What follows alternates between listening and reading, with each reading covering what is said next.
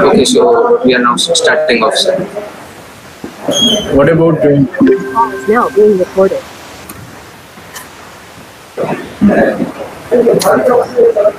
Okay, should we start now, sir? Yes, please. If you are ready on your part, may start. Great. So, good morning, everyone. Welcome to this webinar, which has been today programmed by Parul Institute of Law, Faculty of Law, Parul University. So, today is the 5th of June, that is the World Environment Day. So on this occasion, and specifically during this pandemic, during these various natural disasters, one cannot think beyond the environment to an extent. And it's only fair that we, in this era of webinars, we come across one such webinar where we not only discuss certain contemporary issues pertaining to environment, but we see it from the lens of the Constitution itself. And who better than the chief framer of our constitution, Dr. Bhimrao Ambedkar sahab. So revisiting the Indian environmentalism through his lens would be very apt for this occasion. So I, Faiz Ayat Ansari, Assistant Professor at Parul Institute of Law, welcome you to this webinar. Today we have amongst us a very esteemed resource person. She's Nabila Siddiqui. She's actually a teaching cum research assistant at the Dharma Shastra National Law University, Jabalpur, and she has also worked as an RA with the National Green Tribunal, and she has done her masters in constitutional law, and she is also the recipient of the President of India Gold Medal. So it's a very fortunate thing for us at Parul University to host such a wonderful resource person for our subject today. Before inviting her to begin with the session, I would request our Dean, Dr. Akhil Sayyed sir, to give introductory remarks for today's session. Thank you, Mr. Faiz. I don't know why do you ask me to introduce, because you have for an introductory remark, because you have already introduced the esteemed guest. I am very much happy and on my personal behalf, on behalf of Parul Institute of Law as well as Faculty of Law, Parul University, I welcome Ms. Siddiqui to Parul University. Welcome, ma'am. It's our great pleasure that a person like you with the very specific expertise and which is the time of an hour is with us on a platform to share the knowledge with all the students on the precious day of Environment Day. I'm very much happy, and as you have taken Dr. Ambedkar's perspective on environment protection, I say that it is our religious duty in over and above the constitutional duty. It's our religious duty to protect and save the environment, and that is what yesterday only I was talking with Ms. Faiz that almost in all the religious scripture also, including Quran and Hadith, we find the verses and sayings of the Prophet about the significance of environment protection as well as planting the tree and saving water, whether it is for the ablution or rest of the purpose. So it's very good that on this 5th June, World Environment Day, we are here to talk about an environment, and I, not only to my students but to all the viewers, I request to take a pledge today that we shall save and protect the environment, and we shall do our all the endeavor for its protection hereafter also. Thank you, Faiz, for giving me an opportunity to have an interaction with such an expert, Ms. Siddiqui. Once again, I welcome you, ma'am. Welcome to Parul University. Thank you so much, sir. Yes, thank you so much, sir, for your kind words.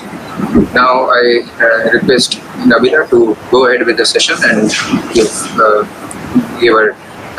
inputs, insights for our viewers. Yeah, Nabila. Good morning, first of all, to everyone who's present the webinar.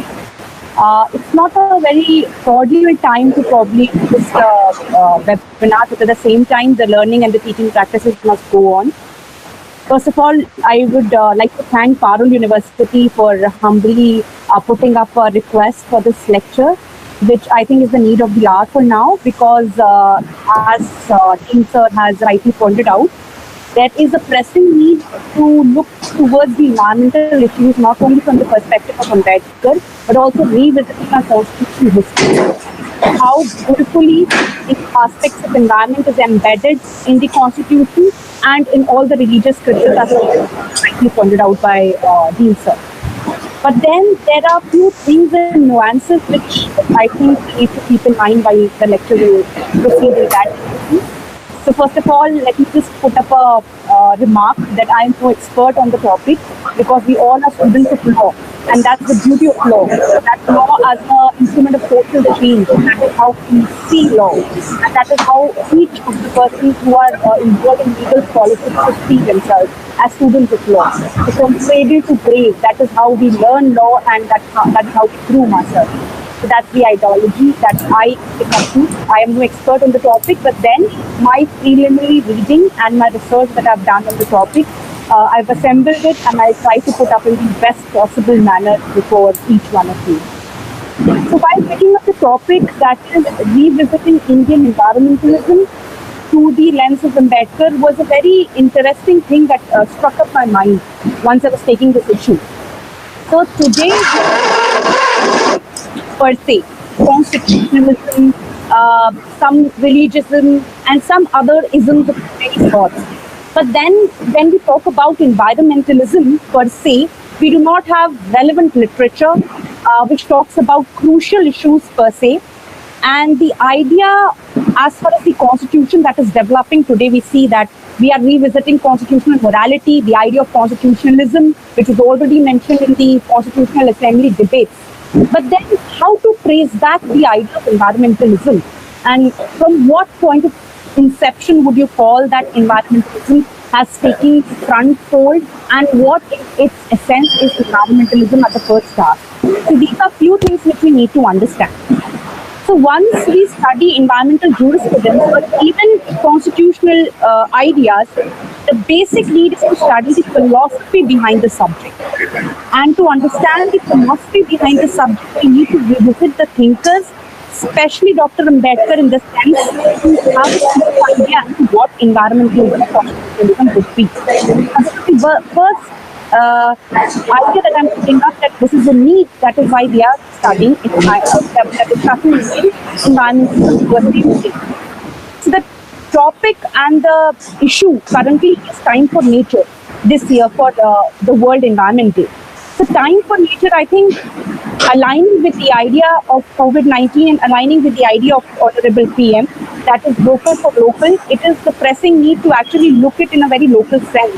So celebrating World Environment Day from the grassroots level and actually revisiting the glorious history that we have is the need of the hour. So that is why probably this topic was taken up. The next issue would be as to what environmentalism is and why are we studying Indian environmentalism or understanding environmentalism in today's webinar. So to trace it back, I would like to begin with the proposition that probably once we start adhering to the idea of probably prefixing the idea of environmentalism, we are narrowing down the scope of environmentalism. So this is one point with which I would beg to differ from Honorable Dean Sir, that yes, the idea of environment and environmental safeguard mentioned in all the religions, but once we start adhering to the idea and viewing the idea of environmentalism per se from the lens of religion, we are somehow lessening the scope of environmentalism, because what we perceive environmentalism or environment per se is a part of a commune, a community, and this commune or community is in consensus with all the religions, all the people of the different creeds, ethnicity, and so on and so forth.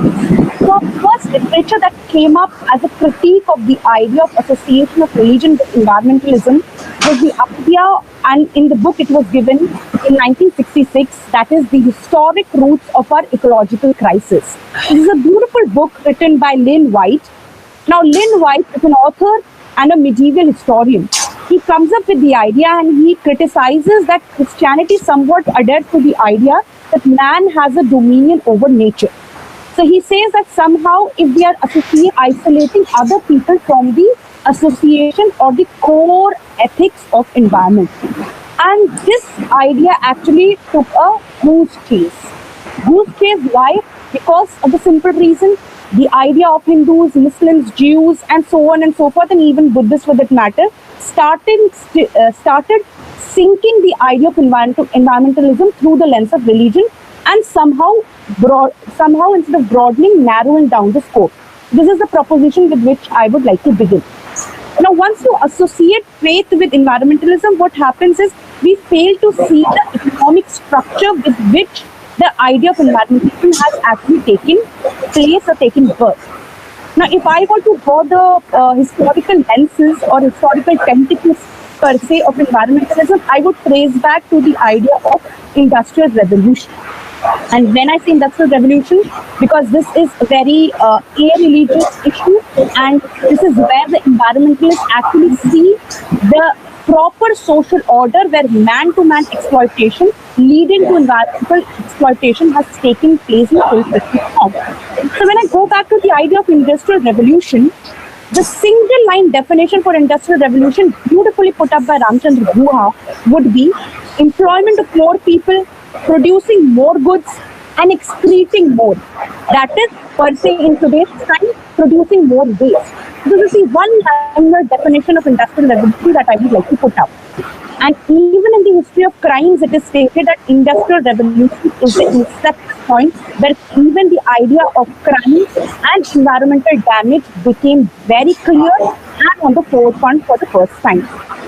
Now, Guha in his book, Environmentalism, A Global History, has talked about one important idea with which I personally associate with. So the idea of environmentalism actually grows parallelly in association with other movements which are globally going on. So one is the human rights movement during the time of 1950s and above and before 1950s, the idea of feminist movement that is taking a forefront, the idea of socialist movement, and the idea of environmentalism. All these have one common link, that is the withering away of the economic structure and how exploitative people are turning into, where you are going away with the idea of dignity. You are doing away with the idea of dignity. So that is why, to start environmentalism dialogue, I have associated the idea or taken the inception point from Industrial Revolution, which is purely due to the inflection of the fractured economic model that was present during that time. Now, when we come to India, we see that in the most strict sense, the idea of industrialization has crept in India in the 20th century somewhat. And when the idea of industrial revolution comes up in India, we see that during the 1920s to 1950s, we are perplexed with one particular question as to what economic model would India proceed with or go along with after the independence. So this is one question that keeps on going in the idea or the minds of even the constitution makers, and before the constitution making, the freedom fighters per se. So there's a beautiful quote that we have from which is stated by Mr. Gandhi, that is the father of a nation. Mr. Gandhi and our honorable father of the nation in 1928 makes a prophetic claim about industrial revolution. And I personally believe that is the first wave of environmentalism which India sees. So in 1928, he says, to quote, "God forbid India should ever take industrialization after the manner of the West, the economic imperialism of a single tiny island kingdom, namely the England, is keeping the world in chains if the entire nation, that is here in the context of India, of a population of 300 millions, that is the population during that time in India, took to similar economic exploitation, it would strip the world to a bear with a locust." So this is the prophetic claim that Gandhi makes at that point of time. 1928, he lays stress on the idea of agricultural economy. And we see at the same time, China is also having the same situation. So there are two colliery countries that take up both the ideas, and two countries facing the same thing. But at the same point of time, we have visionary leaders like Gandhi who puts up this prophetic claim. And here in the prophetic claim, if we just heard what I said, one important point that comes up is the idea after the manner of the West. Now, the normal question that would come up is, ma'am, is Gandhi against the idea of industrial revolution altogether? Had we not faced industrial revolution, we would have never got ourselves out of the clutches of the British setup and would have never moved in a direction where development would have taken the call. So yes, when Gandhi ji talks about the idea of after the manner of the West, he talks about the idea, and he doesn't reject the idea of industrialization, but here he is giving us a caution.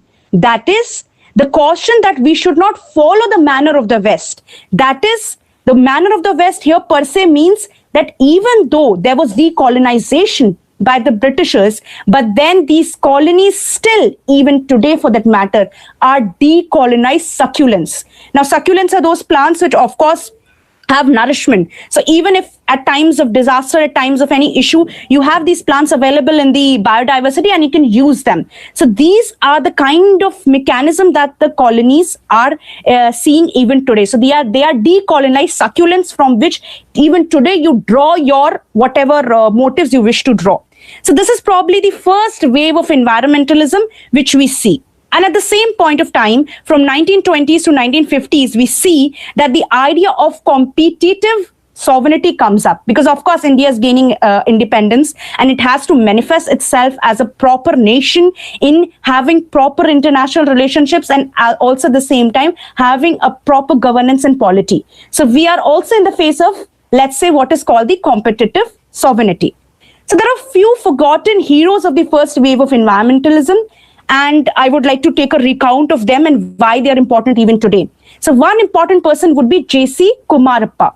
So J.C. Kumarappa is one of the architects of rural development, community forest management, and he's even the pioneer of alternative technology movement, which India is actually stressing on today.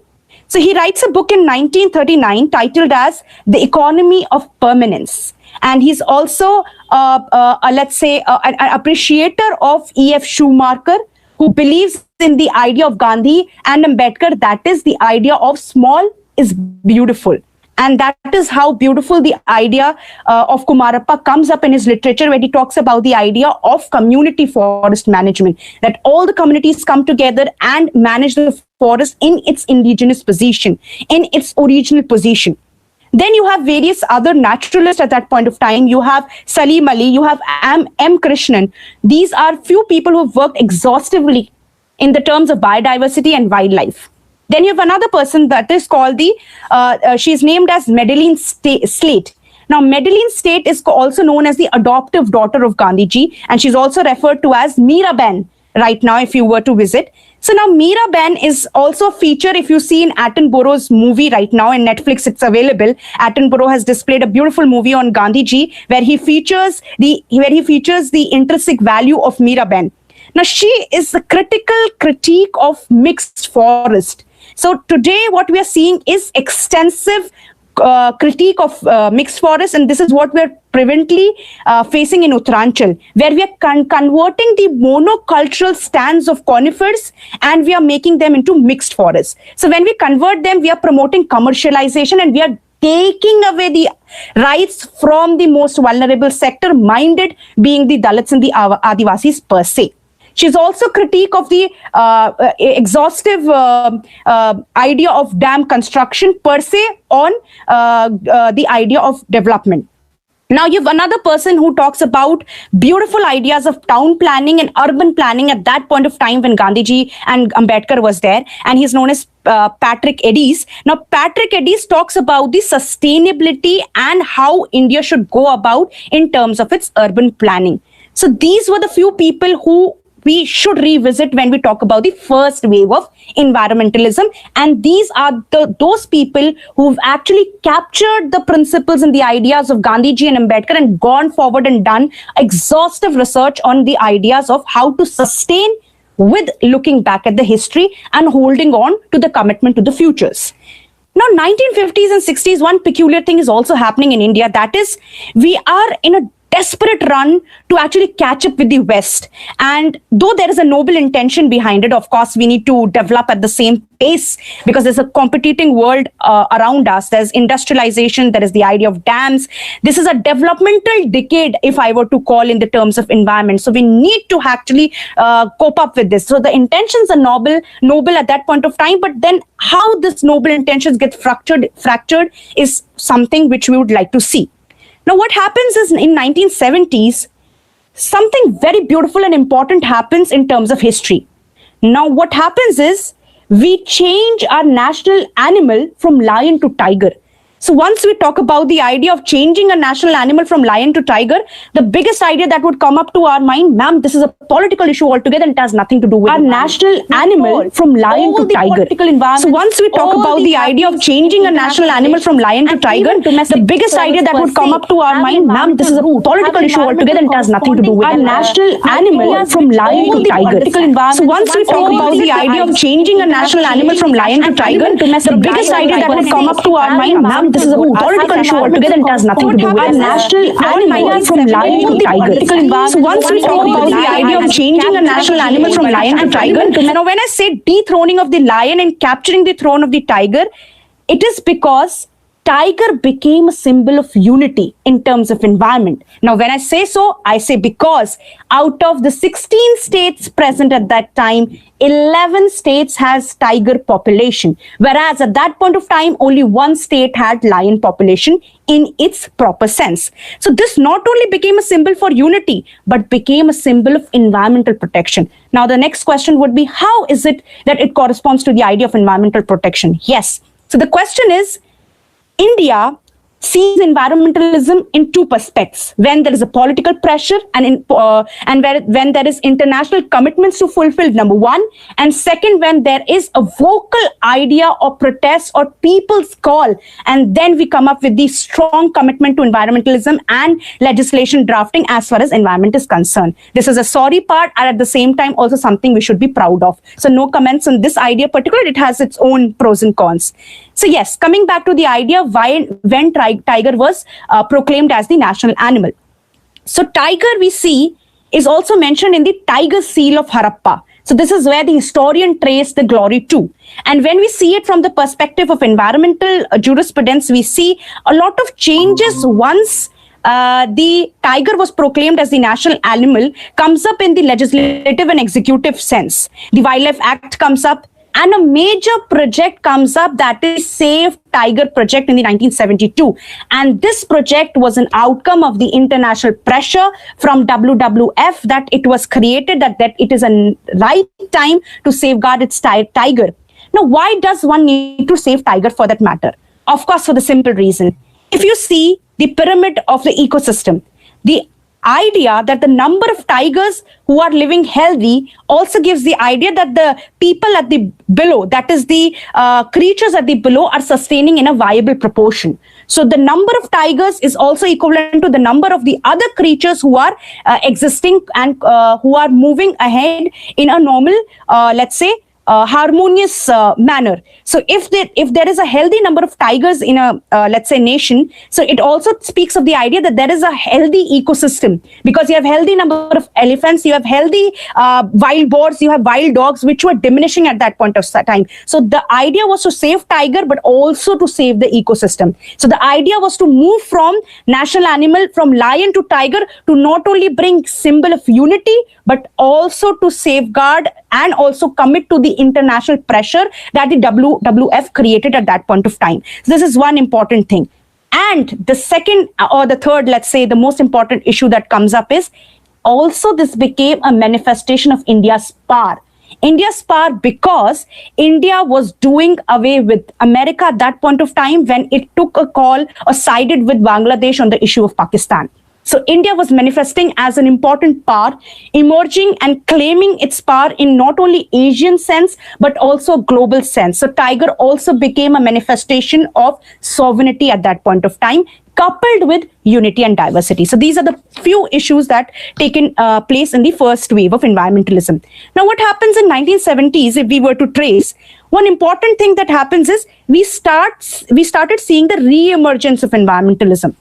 And this time, the second wave of environmentalism is very interesting and the most talked about idea in as far as the environmental jurisprudence is considered. So here we see that unlike the first phase, which was an intellectual critique to the system. So first wave, you can say, is an intellectual critique. But this second wave of environmentalism, we see is a idea of popular social movements. From 1970s, we start seeing popular social movements. We start seeing the idea of Chipko movement, and we see many more other issues that come up per se during the time of 1970s. Now, Chipko movement has its own beauty, and I think all of us are aware of the beauty that Chipko movement carries. But then there are many nuances attached with Chipko movement per se. When we see Chipko movement as a tree-hugging movement happening in Himalaya, Garhwal in isolation, we will not be able to appreciate the beauty that it has brought about in the whole idea of a second wave of environmentalism. So second wave of environmentalism we see has the idea of the 1970s poor peasants, homegrown and authentically indigenous protesting method which was developed during the time of Chipko movement. Whereas in 1970s, we also see a parallel movement where you have the WWF pressure to set up a Tiger project and to set up the idea of Safe Tiger. So you have two parallel things which are going on in the second environmentalism phase. One is the idea of political pressure, commitment of international relations. Second is the idea of authentic, indigenous, homegrown, poor peasant movements which are taking place. And this is for the first time we saw people taking the lead on the roads for a call that is particularly related to the environment and also human per se. So the idea of social environmentalism, and we move from intellectual critique to social environmentalism. So here there is one important idea that comes up, that is the idea of conservation, reconstruction, and also at the same time coupling livelihood of the human with sustainable means. So these are few important things that Chipko movement blesses us with, apart from the idea that it is also one of the most appreciated women-centric, let's say. Now, what happens after Chipko movement? Some beautiful events actually unfold as far as the idea of environmental issues are considered after the 1970s. So in 1980s, a Department on Environment is set up. This is the fallout of the movements that has taken place in the second phase of environmentalism. Now, there's of course a pressure from below. So instead of following the trickle-down approach, we follow the idea of pressure from below. So once there's the pressure from the grassroots levels, you come up with the idea of setting up something or probably taking charge or even claim for that matter for something that is going wrong. Now, there's a change in government policy. There is an idea of involving social scientists, natural scientists from grassroots level. And this is, of course, protest fueled at that point of time. For the first time, we have environmental social science being made to people study in their academic curriculum. We have the idea of even having empathy in the literature form. So it's not that it was not there. It was there, but it came in a formulated manner and now being fed upon people to even claim in their academic curriculum. Now you have another movement which takes place, that is Narmada Bachao movement of Medha Patkar, and it would be very unjust if I were not to make a call to that movement. So the movement per se is very important because 1970s and 1980s is also an era where the Cold War is still on, and we see many global changes which are happening. Now this is one important phase of phase of environmentalism. Now, what happens in 1990s is another interesting thing. Now, in 1990s, the Berlin Wall falls. Now, once the Berlin Wall falls, we have globe to make. We see recession at point of time. And now the real pressure of an economic developed model is felt by India for the first time in its stricto sensu sense. Now, here what we see is, until now, there was a state claim on the natural resources in a deep, pervasive manner, which is mentioned under the Article 12 of the Constitution, deep and pervasive control when we define state. Now, in 1990s, when the Berlin Wall breaks, actually, we see there is a reversal in the policy, and the states actually retreat for the first time. There is private capital in the market, there is global orientation that is encouraged, and there is widely and uncritically celebrated idea of liberalization, privatization, and globalization. So markets are unleashed at that point of time. But at the same time, a development versus environment debate comes up into the forefront. Until now, there has been serious, important, and let's say very critical reporting by the media, but for the first time, the media started appreciating the development policies more than the environmental concerns. They started appreciating anti-development ideas associated with the protest and environmental issues for the first time. So this was one issue that came up. And also when we creep into the third wave of environmentalism, we see there are two movements that start taking place now after 1990s. One is the pro-environment movement that, of course, talks about the idea that, yes, we need to safeguard environment and we need to keep environment at the core, and we cannot do away with the idea of environment safeguard per se. But then there is also a parallel movement that is going on. That is the anti-environment movement, which became the core of India media reporting, and they started profiling the movements that is for that matter, and even profiling the activists at that point of time. We also see a change in media at that point of time when we were to revisit the third wave, entering into the third wave of environmentalism. For the first time, we see that the environmental journalists were laid off or were not even there on the big screen, and they became corporate journalists. And this is very beautifully even given in the literature of P. Sainath in one of his lectures, where he talks about Nero's guests and how we as individuals are Nero's guests. When we see the whole beautiful Rome burning in front of our eyes, but then we are mute spectators per se. So this is one of the mentions of that era where there's a lot of droughts going on in Maharashtra, and P. Sainath very beautifully puts up. So this is the phase where we enter into the third phase of environmentalism. Of course, it's very rare at that point of time to get Indian environmental reporting, because it's become relatively bleak in the third phase of environmental wave of environmentalism, because here there is an impact on poors, and the protests and everything that is happening is poor driven. And this keeps on happening till the 2000s, because it discriminates against the poor, the vulnerable, and the caste that are below. So this is one important issue that creeps up and keeps on coming up at that point of time. Now we are into the fourth wave of environmentalism, and we are yet to enter into the, or probably have entered into the fifth wave of environmentalism. Now, what is the beauty of the fourth and the fifth wave of environmentalism is very important. That is when we see a young girl called Greta Thunberg taking to the lead, and also calling out for the young people to join the protest on climate change. When we have something called as the Paris Agreement, when we have, this is in the global perspective, and when we have something called as the Dibang Valley issue, the Deheng Patkai issue, the Western Ghats issue, the Array Forest issue that is present in the most contemporary times, we need to look to the idea what fourth environmentalism movement or wave, or the fifth environmentalism wave of movement has brought forward. This is one beautiful movement where we are looking back to the idea of non-violent protest, which is the core idea of protest what Gandhi and Ambedkar had propagated at that point of time. Now, this has brought forward the idea of change in morality.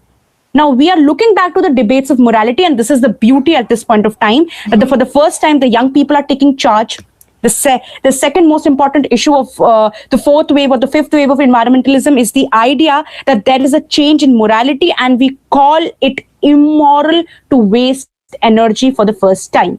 So we are now associating back to the idea of immoral approaches to environmental destruction. And here is where we are again reclaiming the past. And here is where we are looking back to the past and bringing the ideas of value-based system, a moral-based system, an intrinsic value that controls me from not wasting more, not consuming more, and conserving much more than what is being permitted. Now, of course, this idea has brought about a lot of issues, and one lesson to be learned is the journey that environmental jurisprudence has seen from Bhopal gas tragedy to the Vizag tragedy, which has recently taken place. But then it has its own negative sides also. So the fourth wave of environmentalism, or the fifth wave of environmentalism, has brought together with it, which is, in my own personal view, toxic positivity. Now, when I say toxic positivity, it means we are in a position where we are acclaiming and we are in a contended position that yes, someone will come up, take charge and do something in a positive direction, and probably we'll have a promised future that is beautiful for tomorrow. But then who is to take charge? And is this positivity in the right direction? This is a question that needs to be put forward when each time a protest comes up and dies out, each time young people take to streets but then are pulled back, each time there is a talk about morality in framing of legislative and executive drafting as far as any policy is concerned. So morality and toxic positivity is one thing we should take in mind. So there's one thing important, that what is the fourth wave of environmentalism or the fifth wave of environmentalism actually facing? It is facing a dual problem, that is, I would call a double-edged sword. So when I say a double-edged sword, is because the environmentalism wave, that is the fourth wave and the fifth wave, is facing something very crucial. That is, it is becoming a prey to the political or politicization or radicalization of the whole environmental movement per se. And at the same time, it is also subjected to. So it is not only subjected to, but also at the same time, it is getting involved. So this is why the idea of environmentalism is facing threat at this point of time, because it is getting subjected to radicalization and politicization, but at the same time, it is also getting involved. So it's not that you only have environmental activists who would say that, yes, it's right. You have environmental activists who have vested interest. There are NGOs who say that they're working a lot in the right direction, but then these self-help groups or NGOs are not actually doing enough. But then at the same time, there are actual NGOs, there are actually environmental activists who are doing a lot, but then are falling prey to what is called as the radicalization or the politicization movement that is taking place. So these are the few issues that we are facing today. Now, this is the idea of environmentalism that I wanted to put forward before discussing it through the lens of Ambedkar, because we need to understand as to what environmentalism per se is, and in Indian sense, and how beautiful our Indian history is, and why is there a need to relook at it at this point of time.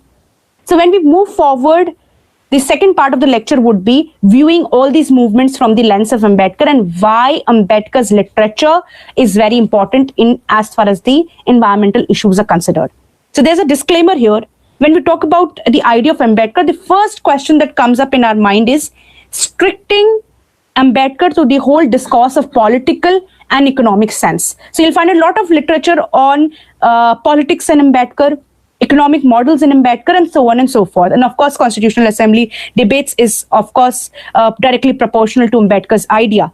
But then in the environmental sense or environmentalism per se, we do not see a lot of literature as far as the idea of Ambedkar is there. So this is one thing which we need to see. So what we see that the existing literature on intellectual environmental history we see today are classified into three broad categories. One is, the first category would be the state-centric literature. This state-centric literature actually focuses on the ideas and the contributions of the technocrats and the administrators per se. And you'll find a lot as far as the blueprint and internet resources are considered. Then you have a second category, that is the ethno-intellectual literature. Now, these kind of literature are concentrated mainly on the contributors of colonial ethnographers who are exploring, let's say, vulnerable sections, that is tribal societies per se, or so on and so forth. Then the third kind of literature that is available to us is the ecological dimensions from the nationalist thought, where they retrace, reclaim history, and view history or historical development in any country from the perspective of environment. So this is the three kind of literatures that are prevalent at this point of time. And none of the literatures exhaustively talks about the idea of how beautiful these movements could actually be traced into, looked back when we are reclaiming the idea of environmental protection in 2020. Now, of course, there's this idea of common pool resource management. Now, the idea of common pool resource management is where I look up to Ambedkar as far as Ambedkar's idea of environmentalism is considered. And this is one particular idea, that is the common pool resource management idea, and that is the idea of ecological dimensions of political leaders, which even Gandhiji actually predominantly surfaces in, but then Ambedkar is an equal or an important corollary as far as the common pool resource management idea is considered. Now, if we were to move forward, we see that for a long time, the ideas of Ambedkar's were actually forced into the state of dormancy, and they were kept hidden from the academics. And this is one important loophole which we see presently. But then we see that Ambedkar in his writings has brought the usage of common pool resource system and resource management. Why has he brought the idea of common pool resource management and resource system? It's because his main interest is on how the caste system has prevented the Dalits, the Adivasis, and the people who are lower in the rank from accessing the common pool resources, which is the root cause of poverty he looks back to. So this is one important claim which Ambedkar makes as far as the idea of natural resources or environmentalism is considered. Now, according to Ambedkar, the exclusion of Dalits from the resources was actually in an operationalized manner, and it was legitimized by a system. It had the backing of a system of graded inequality, which was actually sanctioned by the scriptures at that point of time and had a theoretical core to it. Now, this could be any at that point of time. Now, Ambedkar's sensitivity towards the exclusion of Dalits, the Adivasis, and let's say the people at the bottom rank is at two levels. One is that there is exclusion of these people from possessing land or property. And the second one is the reflections on the nexus between the caste system and the access to forest and water, which is the basic human right or a guarantee to anyone and everyone. Now, Ambedkar in his book, Annihilation of Caste, which is a very passing reference I usually make whenever this topic comes up, and it's very close to my heart. So this book has actually brought up few important ideas. And Ambedkar highlights the idea or the instance where you had Punjab Land Alienation Act, which had prohibited the Dalits at that point of time from purchasing land. So that was the kind of exclusion and vulnerable sectors. That is how we dealt with vulnerable sections at that point of time. Now, of course, for Gandhi, restrictions had to be on the wants of individual. And this is his idea as to the solution to ecological problem. So Gandhi professes the idea that there should be restriction on human wants and the wants of the individuals. And this is the only solution per se to ecological problems. Whereas for Ambedkar, there was a more visionary and a more economic orientation as far as the solution to the ecological problems were considered. So Ambedkar, for instance, says that there should be democratization of access of resources to solve the issue of ecological problems. Now, to quote this, I would like to back my answer or to back my proposition or to back Ambedkar's idea with the idea of Mahat Satyagraha. Now, Mahat Satyagraha is one of the most important satyagrahas which we were to trace back in today's environmental dialogue, and we need to look back at to Mahat Satyagraha for simple reason, because it was a fight against the water and water untouchability. That was the deep root cause at that point of time. So, of course, there is always a idea that Ambedkar comes up with, which is, of course, the idea of Gandhi. The Gandhi has always talked about villages as paradise on earth, whereas Ambedkar's idea seemed to be more practical at this point of time. Gandhi has talked about the reflects on corporate life. He's talked about that there should be spirituality which guides human behavior. These should be resources, and these resources should be in the terms of cultural and spiritual restrictions, so you do not use a lot. There is enough for everyone's need, but not enough for everyone's greed. He talks about village Swaraj, and he says that to save nature from indiscriminate exploitation, you should adhere to the idea of village Swaraj. He talks about the idea of cotton village industries to promote growth of rural economy. But then Ambedkar actually does not agree with whatever Gandhi says. He comes up with the idea which is more practical, which is more viable in today's society. He says that villages at that point of time were a hell for Dalits on earth at that point of time. He says very explicitly, backing with his own personal experiences, that villages reflect exploitive dominance of the upper caste on the lower caste. And this is the pure evil that today we need to do away with if we were to ensure man-to-man association and man-to-environment association. He says that spirituality sometimes can also be an oppressive in behavior. It can also lead to oppression. So you cannot always appreciate the idea of spirituality taking into isolation the benefits it has on an individual. But then sometimes spirituality also leads to a guided oppressive behavior. He sees that Dalits were denied the access of resources at that point of time. He says that village societies consist of touchables and untouchables, and the exploitation on untouchables is something that is unwarranted and should be done away with. So Dalits, for example, Ambedkar says, do not find employment in respectable profession. So why should we look back to the village industries? Why do not we have a claim in respectable professions? So of course, Ambedkar writings have produced the alternative tradition of environmentalism. And when we see all the 4 or 5 waves of environmentalism, we see each wave of environmentalism had some ideas of Ambedkar inculcated in it. And that was the idea of social order. That was the idea of a poor indigenous movement. That was the idea of not the trickle-down approach, but the approach which comes from the down, which comes from the basic grassroots level. So this is what Ambedkar has always talked about. He has talked about the democratization of access to resources. So of course, the Dalit critiques have always come up, and there is a saying that yes, they are not denied access per se, but then Ambedkar comes up with the idea that yes, even today's social order for that matter has deep rooted system which not only denies you the access to resources but also keeps you in a state of oppressive control where you are not able to even deny what is wrong. So this is the kind of state of affairs that we've been dealing with from that point of time. So, of course, to end up with the idea of Ambedkar on environmentalism, one important remark that I would like to make is that he believes that only not the just distribution of natural resources can shape a democratic egalitarian society, but the idea or the change within or the change in the social order is the need of the hour that needs to be looked upon. So this is the brief idea that I would like to put up as far as the idea of environmentalism, Indian environmentalism, the phases of environmentalism, and this is what I wanted to say. I guess, Faiz, we are open to questions now. Yes. Yeah, so it's actually fascinating that you put it across in the form of various eras and waves.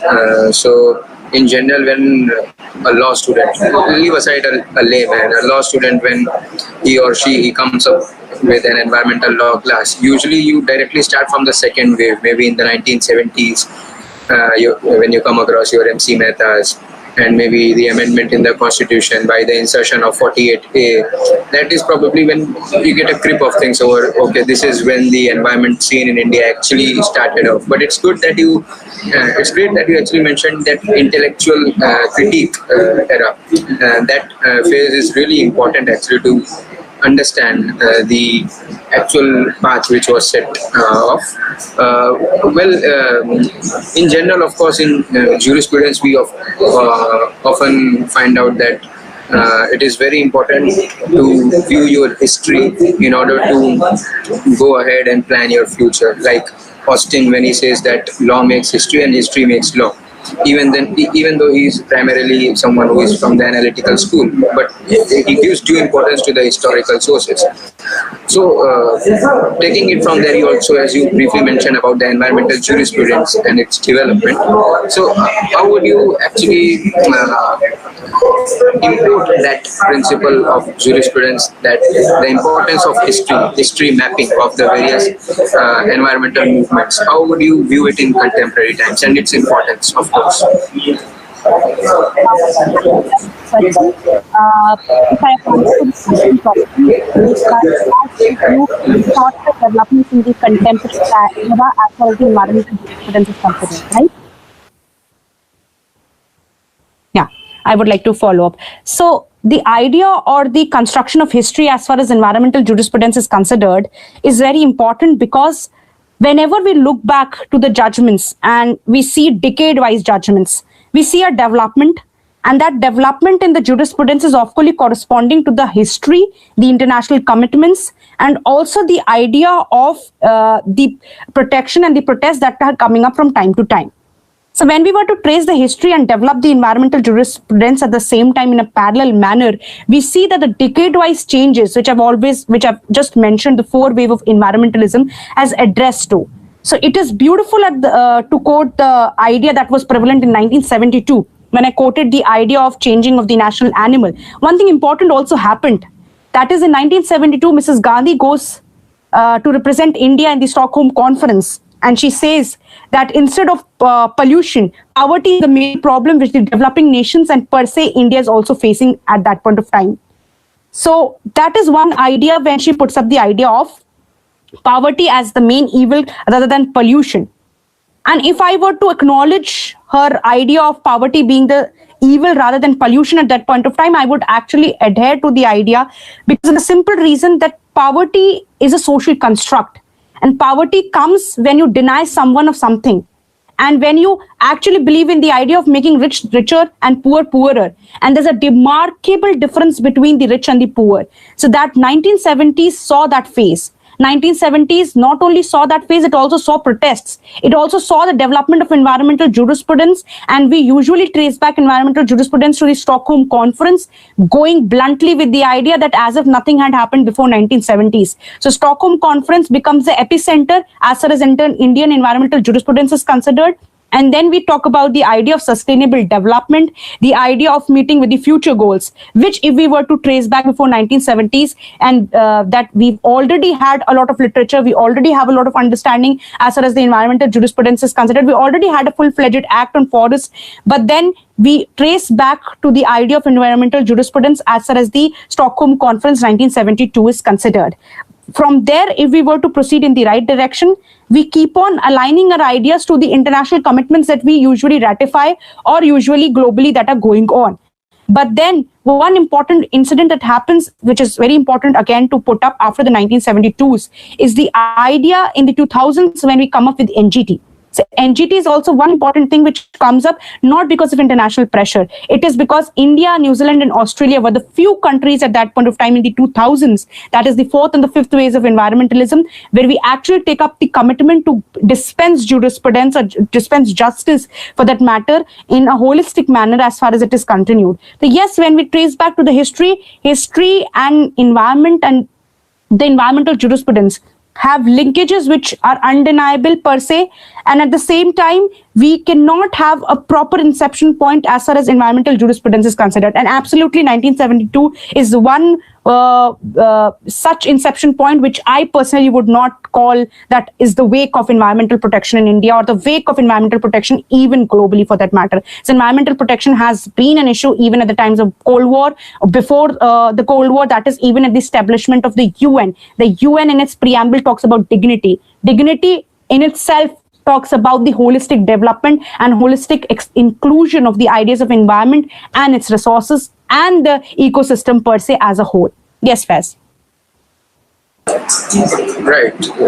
And like moving towards the fourth or the fifth wave which you're talking about, how do you see it panning out in today's era? I mean the post-COVID-19 era, Ambedkar's vision, how do you see it standing, and whether we need to implement it in a different manner or some improvisation is required?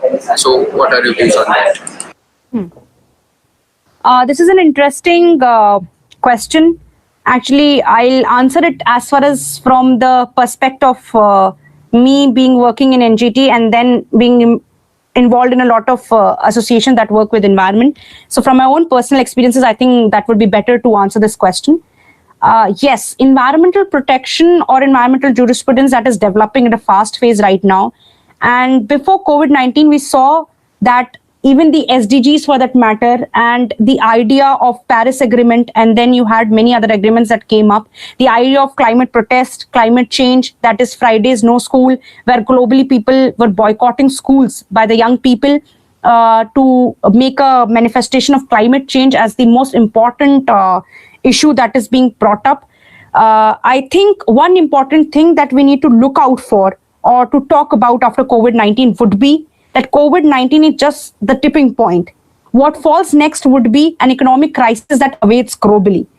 And the economic crisis is so importantly related with environment, and the kind of economic model a country chooses would actually vest with the idea of how inclusive, how viable, and how sustainable that economy is in the nation's sense. And only then we'll be able to address the idea of climate change. So we see that there is a linkage, COVID-19, the economic crisis that awaits, and then the whole idea of climate change. So of course, the climate change debate has taken a halt for now taken a halt because it's not there in the mainstream media. There are other newses that are put up and which is floating on the internet here and there. But then once the COVID-19 is actually taken control of, or probably is mitigated, or if we overcome this in the proper sense, the next challenge for all the nations would be how viable their economic model is and what way they would like to go. So if we were to follow a U-shaped curve or a V-shaped curve as far as the economic restoration is considered. So Raghuram Rajan, interestingly, I was watching a lecture. He talks about the idea that after COVID-19, whether there would be a height in consumerism or whether there would be a dip in consumerism. So this is how a country's economic model would actually depend. That would more consumers in the market be an idea to restore the economic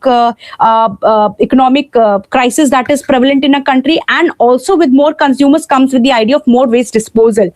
With more waste disposal comes up with the idea of addressing the needs of the climate change. So basically everything boils down to the idea of economic proper modeling as far as your policies are considered, and also taking into control the inclusion of the vulnerable sectors, the inclusion of the indigenous people as stakeholders as far as modeling of any economic model or climate policy is considered. So we have to be very selective. We have to be very, let's say, intellectually awakened, and at the same time also to realize the idea that it's always we, it's never I. And there's something called as the idea of positive toxicity, which has actually given us a check in times of COVID-19 that yes, something good will happen. But it seems 2020 is only bringing a flood of bad news. So of course, this 2020 has given us a reality check as far as our economic models are considered, as far as sustainability is considered, as far as a human to environment relations are considered, and how one could change it, shape it, because now animals on the road, people inside caged. Now once again we are reclaiming the resources, and now animals will supposed to be pushed back. So how are you going to actually maintain a balance as far as the development and the environment is considered, considering the fact that COVID-19 was a reality check and it has brought us to a level to think that we are subservient to the nature, not the other way around. Yes, Faiz. Great. Really insightful views. Unfortunately, we are running short of time. In fact, the topic is that we would need a few more webinars actually to discuss it in detail. But to be honest, moderating this webinar has been really learning experience for me. It was a great experience, and it was great to have you on our platform and share your views. And for our viewers, I would also like to just add that Nabila has been kind enough to share a list of suggested readings as well, which you can definitely refer to for more insights. And for your questions, you may write to us, and I assure you that I'll forward the same to Nabila, and hopefully she'll be kind enough, I'm sure, to answer those questions. And so any parting comments, Nabila, if you would like to make? Yes, just one comment.